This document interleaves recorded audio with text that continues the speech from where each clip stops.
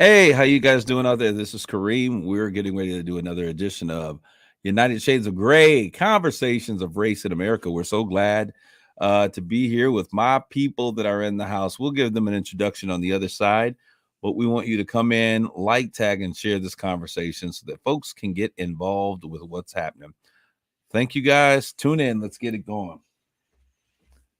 Did you open it to the public? Yeah, I'm making sure I do. All right. We might need to have a conversation with you about that later. But with me? Yeah. What did I do now? Later. Oh, I'm on live.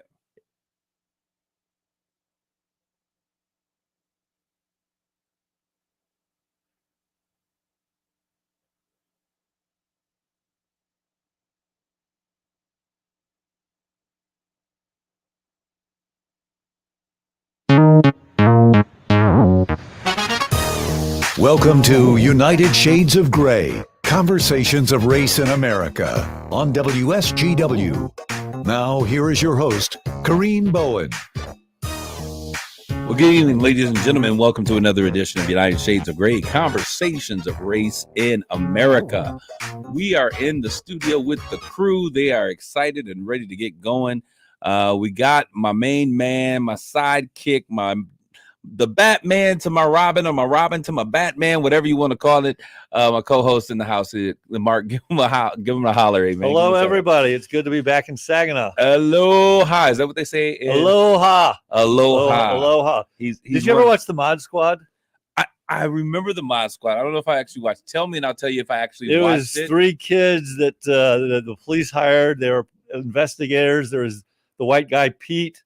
The black guy was Link, and then there was a young, attractive woman, Julie, I think her name was. Were they thieves? No, well, yeah, and then they brought him over to be.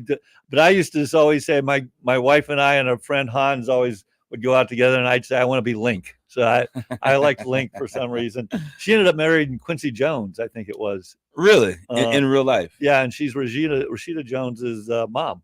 Peggy, really? Yeah.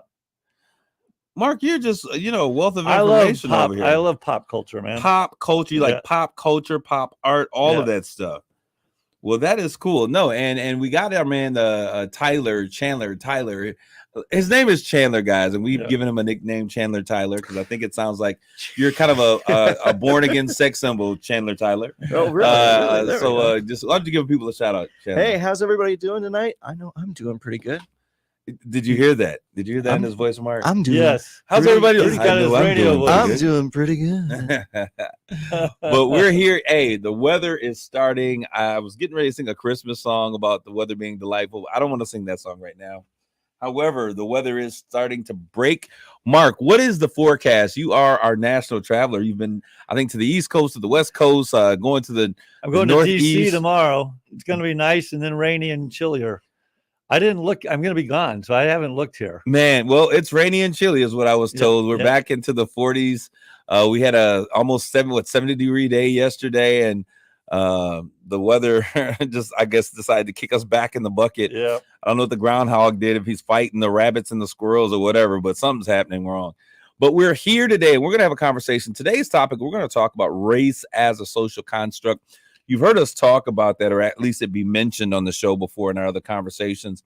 And so we're going to really just give an explanation of how this happened. Now, I want you guys to know how this conversation came to the forefront. All right. Remember our dear friend, Mary, was it Nancy? Mary from the Merry Wives Club. Her name is actually Mary from the Merry Wives Club.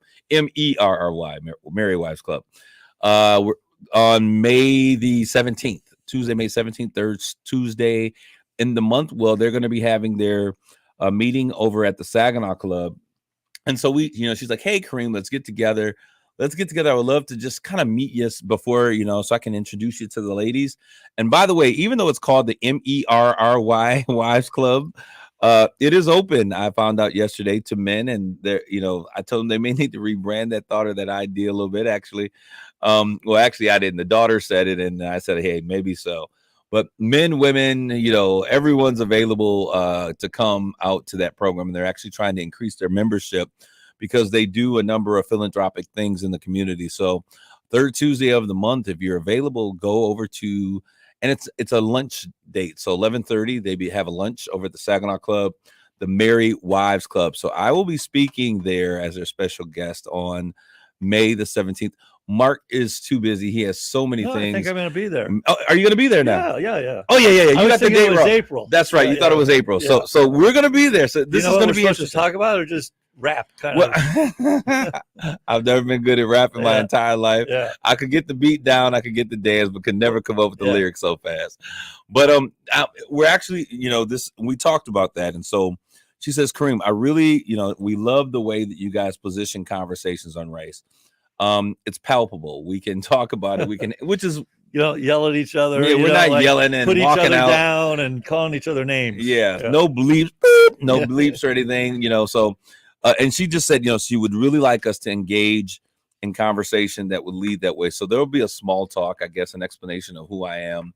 And she's like, really like you to talk about CRT. I'm like, why are we talking about critical race theory? This is But anyway, she wants to talk about CRT, and she also would like to have conversations about how our lives have been shaped by race and the impact that it has had on communities of color, and which I thought was quite interesting. That is very interesting. And I said, this is a tall glass of water to me, going and speak to, some 60, 70, 80-year-old women about, what's happening. So What social group are they from? I wonder, it's going to be interesting. I'm just really, so Marcus, I guess you're my backup. I'm going in. You're my protection of that moment. The roles will be reversed. They'll be reversed in that moment. Absolutely. I'll walk in front of you.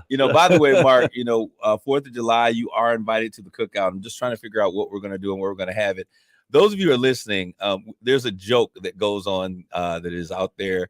If you get invited to the cookout, then that means you've got, acceptance in the Black community. That's how you know that you are in there. And Mark came to church. He came to my church, a Black church. He was sitting there and he was enjoying himself. It was so I loved funny. it, man. It was awesome. Pentecost. Well, we're mildly Pentecostal. We're not, you weren't doing speaking in tongues. Yeah, well, nobody was we believe in it, but that was no one's knocking like knocking over like you're cured. Kind of stuff. That wasn't happening. But there's no Benny Hinn action going on.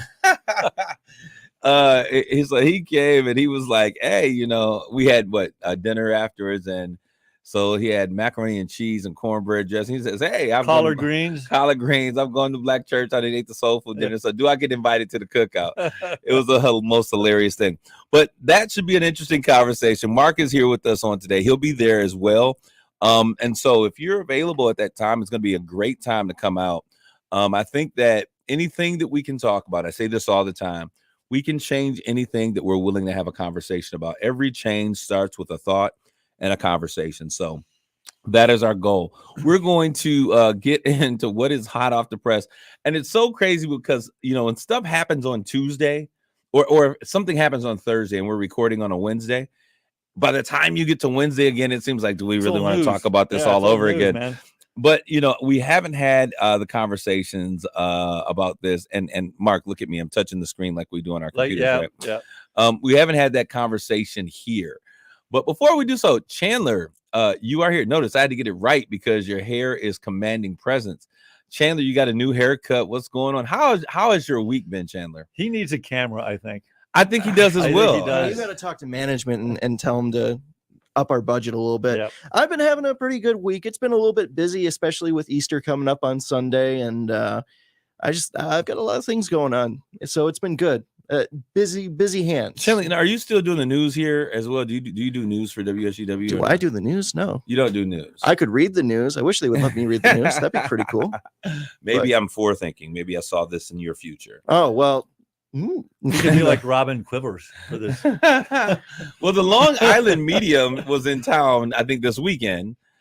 So as we were talking, it just kind of came up. So freaky things tend to happen whenever she's in town. So tell me what's on your mind, so you guys know. But anyways, what's hot off the press? Let's get to it. Time flies by so fast, especially when you're having fun with these guys. And I just want you guys to know that are listening. This is really genuine. It's a good time. It's a really fun time. As a matter of fact, those of you who are listening, you guys really enjoy when Art Lewis and I get together and we kick it around. So we're working on some time for us to get together and have some more conversations, as well as there may be an opportunity for you guys to hear me over there. If Art ever takes a vacation, trust me, I'm jumping in there. I'm getting in there. All right, so let's get to it. What's hot off the press? For those of you who are listening and have been tuned into the world, but if you're like me, I am so over watching the news. I don't want to watch CNN. I don't want to watch Fox News. I don't want to watch MSNBC. I am completely over. I don't want to hear about the war anymore. I'm sorry. Am I bad? Am I a bad person? No. I don't want to hear about the war. And let me tell you why I don't want to hear about the war. Then you tell me if I'm a bad person. Okay. I am so over Zelensky. I when he came in, I was like, wow, I felt his, the burden of being a leader and having to care for his country. But it just seems to me that, he's name calling and he's calling, NATO all kinds of names. I'm not interested in your diplomacy and your democracy, and you need to do this. And this is the Third World War. Not for us quite yet, buddy. So I'm just kind of thinking, like, when my grandparents used to always say you catch more bees with honey than you do with vinegar. And I just wish that he recognized that you have the greatest nation in the world giving you aid that I've never seen happen before. I've never seen this happen before in life either, but I've never seen us really give this kind of support. And I know that it's happened in other places, but so quickly, so fast, trying to, to save lives by providing some. I just don't, I'm not ready to go into a war. I'm already struggling with the inflation that we're dealing with. The feds are probably these rates are gonna hike up. Things are gonna. I was talking with our friend, the car owner, and I was looking for a new car, and he was like, Kareem, now's not the time, baby. That's what he told me. Yeah. He's like, hey, I sell cars. This, if you're not, then if you can do it, then don't. But we got to think about it. It's not just inflation that's going crazy, Right. but we've been really locked down for 2 years, not being able to buy. So there's 2 years of consumers demand. Absolutely. Yeah. But yeah, I understand you're not a bad person. Okay, thank you. Yeah. And I understand your perspective, but if you're him, you're this relatively small country getting overrun by the Russia, which is a much larger. I get that. And they're seeing people die every day. And so at some point you go, I understand where he's coming from as well. In other words, like, you guys can't just sit there. We're getting massacred here. We need more help. We need more help. I think that if we would yell and say, listen, you're not doing anything. You need to get out there and give us money. Bring us your weapons. We need soldiers on the ground. Right. What are you doing? You're watching our people. I would be angry, but I would recognize that if I'm going to ask for assistance, that I might be a little gracious in my ask. Well, I think I don't. That's I think he's like, I've been doing that. It ain't working. And I need more. Maybe, I don't know. So anyways, so I want them to continue to assist. I want them to help, but I just don't understand. It seems to me a lack of gratitude, and I'm sure it is the passion and the pain of having to deal with your nation being invaded and taken over by aggressive forces. I get that as well. Yep. But anyways, that was not what we were coming to. We were talking about Ketanji Brown Jackson, who has since the last time we were together been confirmed as a Supreme Court justice. It is historic in so many ways, but she's also the first African-American woman, but she also is the first African-American woman and only the second judge to have the kind of experience that she has in terms of the work that she was doing before. And so I think that's exciting. But Can I ask you a question? Yes, sir. Finish this and then I have a question. Okay. But, I, the thing that was just so disheartening is that we don't have that kind of consensus. And I don't think just because it is an historic situation that people should gather around, but I think that we should recognize that in the moment. But for people who can say, we can fully support you 2 years prior, you're great, your record is amazing. Oh, you're doing amazing things. And now I can't confide. Now you know why people don't like politicians. I mean, that's why. I mean, honestly, I'm less of a politician every single day. Yeah. But go ahead. What was your question, Mark? What does the Black community think about Clarence Thomas? Who? Okay, so you answered that question. Who is Clarence Thomas? Okay. Who is Clarence Thomas? The Black Supreme Court Justice, the man? You mean Ketanji's not like? I know what you're talking about, Okay. Mark. We used to, they took it off the. Or did they take it off? I think they took it off. Uncle Ben. But Uncle the Rice. Yep. But instead of Uncle Ben's rice, there's another uncle that we used to call that I would use for Mr. Clarence. And because he was pull it together, Chandler. He was really. There was a big to do about him when he was coming on board as well. Controversial was the word I was looking for. His clerk Anita Hill, who I think is a remarkable woman, filed sexual harassment charges against him, basically. Yeah, but I guess certain people just like those kind of justices on the Supreme Court. I don't know. I don't want to get involved, but it's about Ketanji Brown Jackson, and it is about really, there was a conversation that we had about protecting and supporting Black women, and just the treatment of how she was. And once again, and I'm going to say this every time we have this conversation, the way that Cory Senator Booker stepped up and he just celebrated her in the moment, I thought was a really beautiful thing. And I think that anytime a man, regardless of race or color, stands in and leans in for women, I'm always for that. So that was something that I thought was really interesting. 3 Republicans, I'll use the term defected, their caucus, voted their conscience. Yeah. And, Mitt Romney, he was a Mormon. And before we like Mormons, for me growing up, Mormons were always these weird people running around in the summer on a bike with a white shirt and a tie that was always too short. Door. Yeah, knocking on your door. 2 of my best friends are Mormon, by the way. But what's interesting is that I had an opportunity when I was at Michigan State to befriend a couple guys who were actually missionaries. And so they were actually coming over and we were talking, and it changed my perspective on, Mormons and who they were. And there are some interesting things in their doctrines yet. But in terms of they're not so freaky, scary, spooky people. And it was another example of conversations break down walls. That's exactly where I was going with this, Mark, because I thought how many times have people thought that I was a spooky, my suite mates at Michigan State. I told you before, I was the first Black person that they ever met. So they were afraid, like, oh my gosh, he's going to rob us with a gun and he's got a Mexican friend. They're going to pull out a knife, so it was this crazy situation. But that conversation help bring a change to the understanding and pull down those walls. So I thought that was interesting. So salute to you, Ketanji Brown Jackson, Black Girl Magic, sprinkling it all over the place. A job well done, and hopefully you go out there and make justice great with those other justices that are a part of our Supreme Court. I really respect our Supreme Court and the fact that we have the system that we do, that they're able to go in and interpret. And I think it's a very difficult job, a hard job. And I don't really wish that on anybody. They do it for a lifetime appointment, or however, God bless you all. I would never want that job. The other thing that we're going to talk about is Slap Happy Will. Slap Happy Smith. I am tired of talking about. I am tired of talking about this, but I want to talk about the response. And is the response from the Academy, is it appropriate for what took place? And that's an important question, I think, to ask, because I think that racially, we may see this very different. And so I'm really interested in what you guys are thinking. I don't have a strong opinion. In a certain sense, who cares? The dude's worth how many hundreds of millions of dollars? So what, he doesn't get to go to the Academy Awards. I know that basically it was assault. It was assault. It was assault on national TV. Right. Okay. And I don't know. So 10 years of not being able to go to Academy Award functions. Yeah. So what?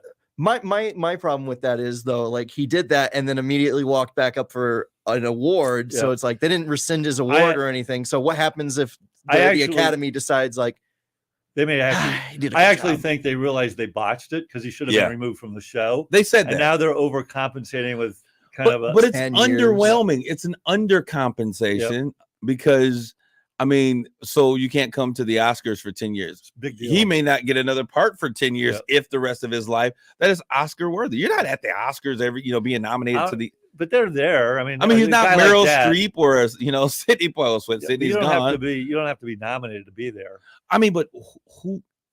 I'm kind of like, who cares? I mean, does he really care? Oscars is probably, if not, what is there an award ceremony more boring than the Oscars? Have you seen? If you watch E, they've got the SAG Awards, I mean, they've got the Emmy Awards. They've the got SAG Awards is a little bit edgier to some degree. But I mean, so I just thought it was just kind of a use of time and a use of a judgment, a waste of a judgment. Yeah. But I think that, and so this is why I said that, because when I see what took place as a black man, and this is where I think is why when he got slapped on the wrist. Absolutely, I agree with you, Jenny DeMore, who's out there listening. She said he got slapped on the wrist. This is the problem that I have as a black man. Will is at the top of his game, and because of stereotypes that we know, and I don't, we know that they're not. I know that they're not true, but they're things that we combat all the time.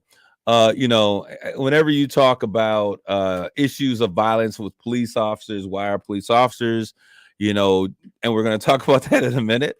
What's happening with young black men being shot down by police officers? The first conversation I've had so many times is, what about black on black crime? Which is in itself really a misnomer. A misnomer, right? Thank you. Yep. And it's not a real thing. It's like it's not a real thing. Okay. I think violence against people of same color happens in every race. Yep. And if you look at it, we look at who are the most violent crimes created by, you go through those numbers and it'll tell you middle-aged white men. Okay. And so that gets me. But the thing that's problematic is you being a young black actor, understanding the things that you had to overcome in Hollywood, you understanding that those roles are often perpetrated, and you're often asked to play those types of roles. And that's why he came up with the Fresh Prince. He wanted to change the dynamic, to get up there and to slap another black man who is 60 years old, darn near, who is your senior, your elder.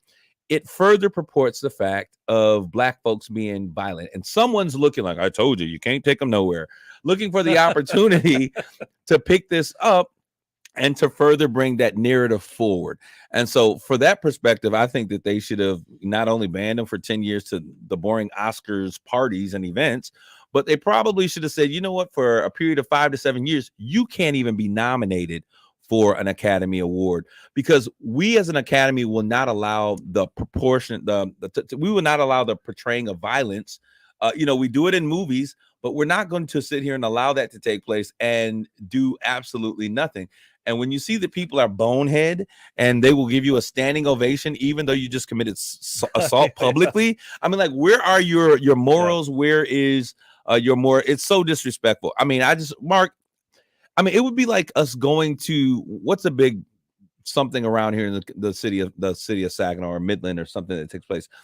A taste of a taste of chocolate, or the chocolate affair. And you're up on stage and you say something, and I come up there and just slap you in front of the entire community.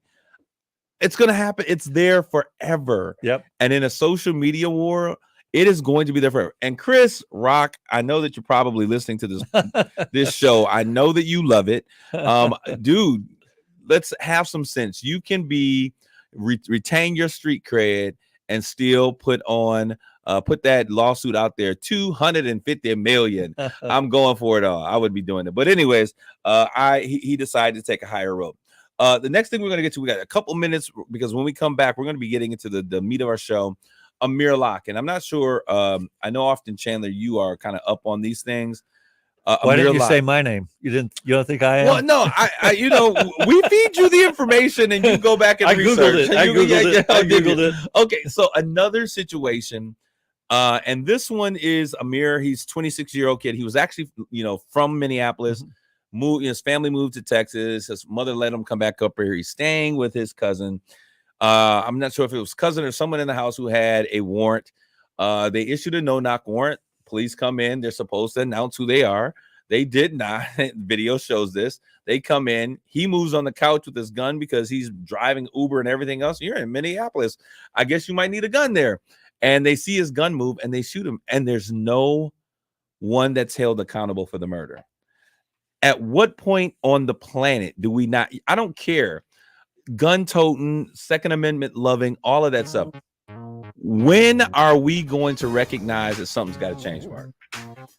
I don't know. That's a great question. I mean, it's a tough issue. I mean, what I had read is they did announce. So I haven't. I mean, okay, yeah. Whether, I mean, I think the fundamental question here is about no-knock warrants, and should they have them or not altogether. And I can frankly understand both sides of the argument. I think they got to drastically reduce them.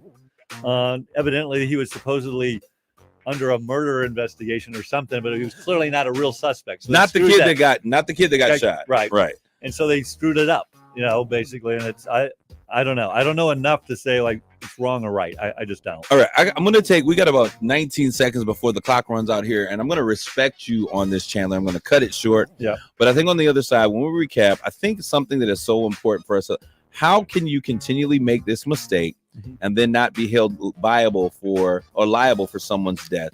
We're going to talk about that just for a couple minutes when we come back with more United Shades of Gray.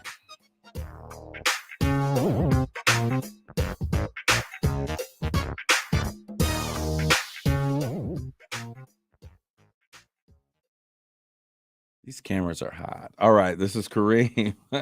We're back. I was just kind of taking note of the fact that I love the way that we're looking in these cameras. They're a little bit hotter. Our colors are slightly off, but I think they look good. So I hope you guys are tuning into this conversation. Why don't you get involved with the conversation? You can drop a question in the chat, in the stream, like, tag, share with family and friends. And for those of you who are going to listen to this in Rewind 1 Adam 12, that's a good show too. It is a good show. That show. Mary Bassett, she's out there. What's going on? But I think that it's a great opportunity for you guys to get involved. And there's a number of you that are going to be listening to this in Rewind, because what I'm finding is the majority of our audience listenership are not online, but they are listening to this conversation when it airs on Sunday. So many people in the community are talking about it. There's so many great things that are happening.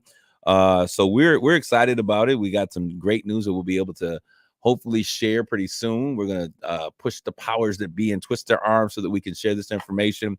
But stick and stay. Don't go away. We're going to be right back with more United Shades of Gray. Oh, look at all that rhyming. There you go.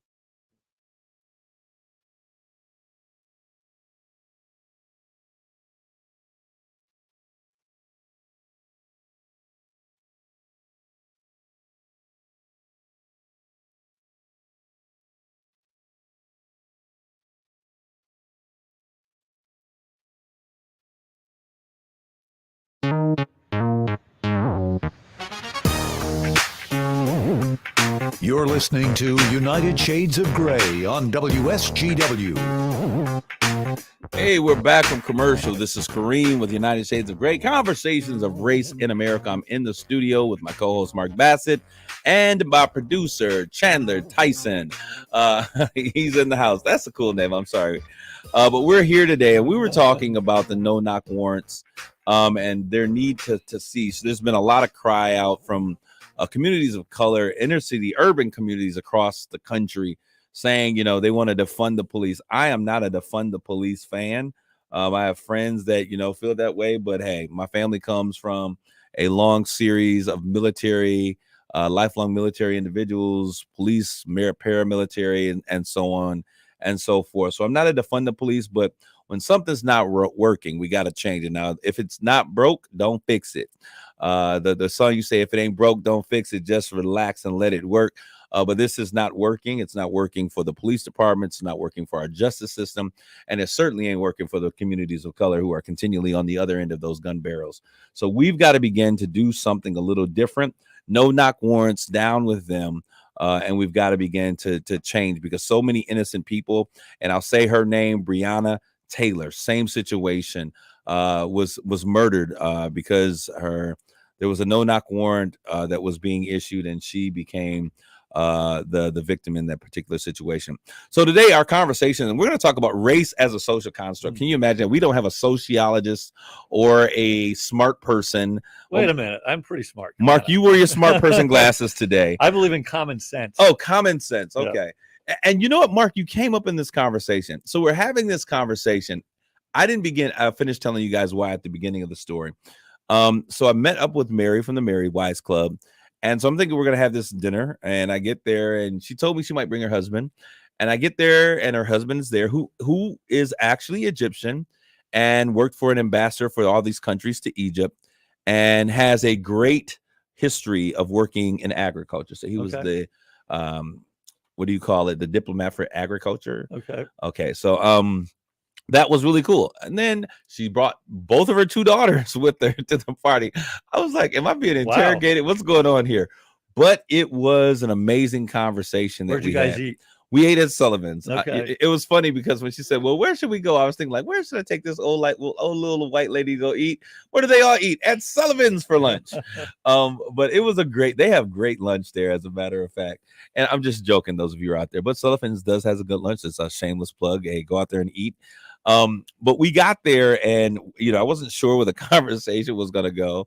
And so she's like, well, Kareem, I want to talk about, what are we going to talk about? And she's 82-ish, Okay. yeah, My mom's 82, inviting this, I'm more than half her age. I'm half her age. She comes out and she says, hey, why don't we talk about those topics? So that became the dinner topics. We were talking about those issues. And we began to talk about the concept of race as a social construct. And so I said, this is really an interesting conversation. I can't wait to have this conversation with my guys. And so I pulled this information together and threw it over to you all. And I know, Mark, you like 9 days to prepare for this stuff. And I give you like 5 hours. No, not even 4 hours. Yeah, right. Yeah. So you got to be quick on your feet. I'm quick on my feet. I've already got an opinion here. Okay. So. And this is good. So we want to lay this out for you guys so that you guys can get involved with the conversation as well. All right. So the concept or the idea is that race is not something that it's not biological. And when we say that it's not biological, we mean that there is no difference biologically between, races. So black, white, and these are the terms that we use now, native, and all of these. Biologically, we are all the same individuals. And someone says, well, what about the fact that we have diseases such as sickle cell anemia? And I was always thought skin color. Yeah.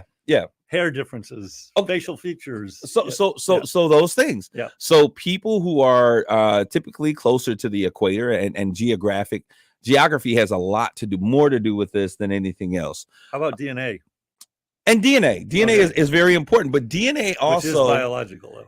It is biological, but DNA changes by environment over a long period of time. Right. And so the idea is, though, when we look at each other, people who are from the same area, who were raised under very similar circumstances, for the most part, their biology is the same. Now, there is something, and I said this a while ago, there is something called historical trauma, or what do you call it? Generational trauma. That does have the ability to change DNA. And it's kind of how the human body, I believe, I'm not an evolutionary person. I believe in the creation story, but I believe that evolution is man's way to explain the creation story. And so I think that certain parts of us evolve. We can evolve as people, even though we were created. And so when we look at that, there are certain parts of us when we have historical trauma that can make that generational. Living by the equator versus living at the North Pole. Those things have impacts on our DNA and how our bodies begin to evolve to deal with those situations. One of the things that was a part of that conversation, and if you want to say something, Mark, just jump in here. I'll let you finish your thought. All right. We were looking at the preterm birth and, those sudden infant death, those kinds of things. The preterm births are 60% more common with black babies than white babies, which is one of the leading contributors. So what we call an unacceptably high infant mortality rate. Okay. And one study showed that chronic stress was a primary reason for this disparity. So a mother who is carrying children, it may not because, she's black, that's the reason why the number is higher, but the stresses that continue. And one of those stresses, the social environment you're living in, poverty, malnutrition, all of those things play a fact. Yep. And honestly, Mark, I wanted to have this conversation because of something that you were driving home in our previous conversation about these things being really economic, more so than race. That's interesting to me, because I'd love to see the statistics if you did it by social rather than racial, social, certain income groups, and whether it's actually a stronger correlation than race. I believe that it would be. I do too. I believe that it would be. But now we have this idea. So the idea is, for those of you who are out there listening, I'm going to finish throwing this out here, and you guys can jump in here. So there was something that took place, and honestly, if and Chandler, I don't know if we want to play it. You're having issues with trying to play that. Maybe we just address it, or Yeah, let's just address it for this. okay. This time. There is a video that exists, and this particular video is by this Harvard graduate. He is a law professor and a sociologist, civil rights activist, and it goes into a conversation. Mark, you had a chance to read it, look at it as well, right? I looked at part of it. Okay, Yeah. okay. You got the cliff notes. Mark is getting the cliff notes on everything. Yeah. But the idea that he came up with, and what he was sharing, I've heard this a million times before, but not necessarily explained as clearly as the way he did, was that before, 1676, people were here. We didn't start when we became a nation, but we were here as colonists and all of these other things. That the idea of race, it wasn't always there. And so the statement is that, so people were here, and actually blacks and whites were, intermingling, and it was really about, and it makes so much sense. The Queen has commissioned that this takes place, and now the colonies are here, and it's the new world, and we're finding tobacco, and it becomes this great place. And the king and the queen still have control from Great Britain in terms of what's happening in this new world under the colonies that existed. So it wasn't necessarily about black or white. That wasn't even in their minds. They weren't like, oh, this is a black guy, that's a white guy. It was about class. It was about the haves and the have-nots, Kind which of like is the Indian caste system. Exactly. Asian, India. Right. Indian caste system. Yeah. The India caste system, where it's about race, it's about economics, which is what you were saying, Mark. It's about a hierarchy structure, about the elite, if you would. So it was the One elite group exerting their power over another. Absolutely. Yeah. And that could be white, black, whatever it was. And so if you guys ever watch shows like Bridgerton on TV, they always ask, will there ever be a black queen like that? But it was kind of that thing where class was outweighed anything that race, because race wasn't a thing. Yeah. Oh, like even in the Bible, I mean, the Jews were slaves. Absolutely. I mean, so this sort of thing has existed probably since the beginning of time. Absolutely. So when we look at this, it goes and it shares that experience. And then it says about this, it's called the Bacon's Rebellion. And when you go back and you look in your history books and you pull this stuff up, Bacon's Rebellion, which took place in 1676 to 1677, which is like 100 years before, we become a nation. It was a situation where there was some issues with the natives that were here. And there became this war, or this aggressiveness between the two, that was led by this young man, and he began to take offense against the Indians and go after the Native Americans, and they fought. Cowboys and Indians, they fought this war, and the elites wanted it to end. He was like, no, we're not going to end it. And there became this whole thing where eventually the lower class individuals were like, listen, we're doing all the work. We're making everything happen. We're producing, but we're not being represented. Our thoughts are not being shared. Sounds like the French Revolution. It's all over again. Yeah. And so they were like, how can we continue to stay in power? Because right now we've got the natives and the slaves who have been brought over that are working, the indentured servants that came over who owed a price to the elite. They are all here working together, and they're more of them than there are of us. So how do we keep them in a way to keep them down and to keep them in this place? So they created a variety of things. And the first, they tried to do the elites version, or the indentured servants against the natives. And they tried over the course of all of this time to come up with, how can we do this? It was a social experiment. And the thing that they came up with was, if we eventually, and this was through a number of tests, that if we eventually pit, them against each other by the thing that the color of their skin, that was the one we will convince. It's the easiest demarker. Yeah, it was the easiest demarker, but they were intermingled and married and carrying on business. And, some black folk who had land were then considered equal and free. That those issues did not exist until this great social experiment on race. in terms, and it was about the haves and the have-nots. And so this is such an interesting thing to me, because what took place is the thing that stuck was the biggest marker. We'll use race, the color. We'll tell and convince the poor white people that their job now is to take care of anybody who does not look like them. So the brown natives, the blacks that came over on the ships, the slaves, your role is to now take control, because if not, they're going to take your position. And so there became this issue of the idea. I still hear that today. Yeah, I mean, the issue became really about being non-black. And so the idea was like, oh, you don't want to be black, so the opposite of black became white. And so this is where we began this whole construct, this whole idea of race, which was really not about race at all. It was about how do we remain in power if we are the elite, the wealthy, and to keep the poor in check. So what are your thoughts, Mark? Well, I think it's actually both. I think Okay. race is biological. It's hard for me to. I don't see how anyone can argue that race isn't biological. Okay. I mean, you can do a DNA test, and you can pinpoint you're not only white, but like you came from the Nordic countries, or you came from the United Kingdom, or you came, and so it's part of your DNA, and that's biological. But the part that tells you where you came from is geographical, and because it's your not just that. It's but I'm saying, but it's the impact of that location Sure. upon your That's the DNA. definition. I mean, if you look at the definition of race, Well, I'm saying Yeah. now we have these definitions, but what I'm But saying is that's that it. I they mean, we're didn't living in- exist. well, I mean, I think they always existed. I mean, there were black people in the 1600s. There were white people. Absolutely. And so I think it's, frankly, to get back, I think it's both. Okay. Race is biological in context in the simplest form. But I also think it's cultural or sociological as well, because I think, and it's not just about skin color. I mean, you can go to the Middle East and you've got tribes, they all hang together. This tribe hates that tribe. One tribe tries to overtake another tribe. It's kind of like back in the Bible, the Jews got overtaken by somebody else. They're going to be their slaves. They escape. And it's kind of like it just keeps happening through the history of the world, that one group tries to exert their power over another group.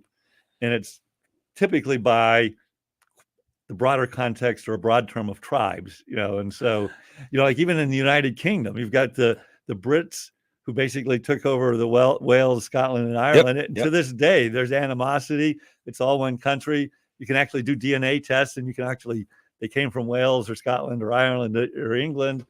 But, so I view it in that sense of like, it's not just black and white in a sense. It is biological, but it's kind of these tribes, and everyone's trying to exert power over each other's tribe, kind of a thing. Okay, so when I look at that, and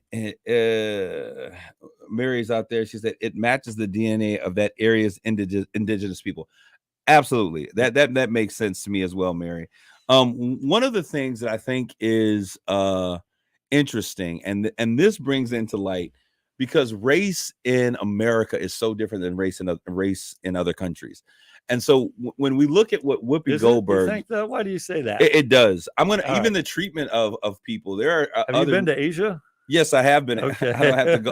I don't necessarily want to go back there either. Okay. Because I think their treatment of blacks is lacking as well. Okay. And we saw that even during the COVID. They were trying to put people, because they thought black people carried this disease and were more. But anyways, long story. But the thing about it is, when I look at how we began, Mark, you threw me off. I completely forgot where I was going to go with this thing. But you were talking about race as a construct, and there was something specific that I was going to say about that. I can't remember at the moment, but the thing. I'm sorry, Kareem. No, it's okay. It happens to the best of us. And I was so engrossed with what it was that you were saying that I forgot in the moment. But what is interesting is that from 1676 to 1776, we then see this becoming a key way in which, the hierarchy structure, if you would, of things took place. Now, what I find interesting is that stuck in such a way that the other things did not stand up. And that became the central way and the key piece of how race has begun to be identified in this new world. And the more we come into a more modern day, the more important race becomes to us as a people. And I think that it's interesting because now there is a push. I think with, classically now, there is a push for us to go back to the concept that it's not about race, but it's about economics. But it was really, like you said, it's really its kind of roots are in race. its roots are in race for sure. and economics. But now, how do we deal with those? Because I'll tell you what happens whenever we have conversations about this. The thing that most people will say is that, it's not race. You said this, Mark. It's not race, it's economics. And so when we look at this, Chandler, and we look at it today, it was about at one point it was for sure. You can't debate that, I don't think. Okay. So how do we begin to deal with a system that created race because economics was most important, that created race as a tool not to build up, but to separate and to tear down or to keep a community down? So as we move forward, everything that exists is centered around that central piece, and it becomes difficult to differentiate between the two. Am I correct, or is it just me talking crazy? Well, I hear what you're saying. I mean, to me, the big issue is okay, it's about like that race analogy where kids keep getting to move forward. And so people who come from the Black community who are disadvantaged, and there was prejudice in kids, many who don't have the same kind of advantages of people that come from different backgrounds. And how do you help accelerate? It won't happen tomorrow. It won't happen next week. But the idea is how do you close that gap over the next generation so that there's less disparity socioeconomically by race? And so and it's really about how do you, I think, and it's, to me, a lot of it's about education and giving people access to the same ability to grow, develop, and to attain their full potential. And I agree with you 150%. Yes. Chandler, were you going to say something? We got 5 minutes left. Okay. I thought you were giving me high five. Yeah. But I agree with you 100%. The thing that becomes interesting to that conversation is that most of white America gets so uncomfortable. And there you go. When we began to educate and have educated conversations about race, when we and we can't move forward, Mark. My wife is like bombarding you with messages. It looks like. Yeah, she said I said education first. That's exactly where I was going. But we're going to struggle to move forward because, and this is where that whole idea of critical race theory from a collegiate level becomes important, because the idea was, because we have created this construct called race, that same idea to keep a class down because they are Black or brown individuals, the laws were created for that very purpose. And so even when we began to look before, in 1660, 76, a part of that Bacon Rebellion that eventually led to what we now call the Civil War, a part of that was the fact that white, which are now white by default, the other were to keep the Blacks down and the natives down by policing them. And so we see the idea or the base understanding of where the concept of policing came from. Policing was created for racial purposes. Right. And so I'd like to talk. I mean, to me, at some point, okay, I get it. This is, but I can't. But no, we can't just. History. But I get that, and see, that's what at people. Some point, we've got to move forward. Now that's true. But what has to happen, Mark, and you'll say this: if your child came in and your son knocked your daughter upside the head with a baseball bat, and he came to you, and time went by, and you said, you know what, it's done. She's gonna be like, I remember you hit me upside the head with that baseball bat, and I'm suffering the scars, and I forget things every now and then, because I was hit upside the head with that baseball bat. I mean, are we going to say, you know what, at some point you just got to get past it? I think you do. Eventually, like but what has to happen? Editorial at some point. He's got to accept the fact, yes, I was wrong. Yes. I did this. Yep. And this is what I need to do to make amends for what I needed to do. It happens in every element of life. And so I think that is where, when we have that conversation, Black people are sometimes like, okay, we're having this conversation and we want to move over because things are different. We had a black president, so everything's even now. Now we got a black Supreme Court justice. You got two. Chandler. Well, come on, you got two. Bill Man. Clinton, you're right. He was the first black president. But no, you got two Supreme Court justices. oh, okay. You keep wanting to discount Clarence Thomas, man. Come on. Who is Clarence Thomas again? She's the first black and first African American. He's a black man. Hey, I'm not going to take away. That's from an interesting discussion. We should have it another time of why he's discounted. So I'm interested because is it because he's conservative? There is a such thing. Remember, race is a social construct, and when none of your ideas or your social beliefs or your norms are consistent with mine, we're gonna go back to that definition that this is a social construct. We run out of time in this discussion. But the fact of the matter is this, Mark, and I'll say this. I am all about moving forward and going forward, but your daughter is going to be like, Dad, until you make him pay for what he did, there has to be a punishment for that crime. He's got to recognize that what he did was wrong. And I think that the problem that many people of color have, and I'll say ADOS, African descendants of slave, have, is that we want to move on without recognizing and forgetting about the injustice and accepting it. And that's why we don't want to talk about critical race, because we don't, we want to forget that was a bad part, but we've got Where I'm at though is like, you're talking about my great grandfather. I had nothing to do with that. How many, so I had nothing to do with my great grandfather, but yet I had to pay the penalties of the slave labor that was enforced upon us. So it's a conversation that we have to have. And we've got to we've got to remove the fear of that conversation. Sure. And so, Mark, I think the conversation we're having today, which is a very sensitive conversation for most people not to be able to articulate, has to be had in larger arenas by people who actually have power and can actually do something. I'm retired. I have zero power, man. But you do have power. And Mark, you use your power, your relationship, and your voice for all of the right things. So I want to thank all of you guys that are out there today.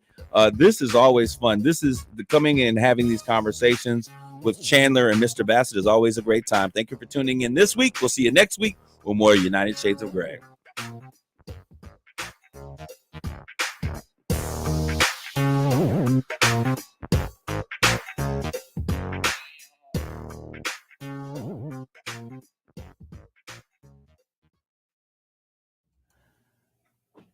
Oops. Did you end the program? Yeah, I did end the program, or it's spiraling.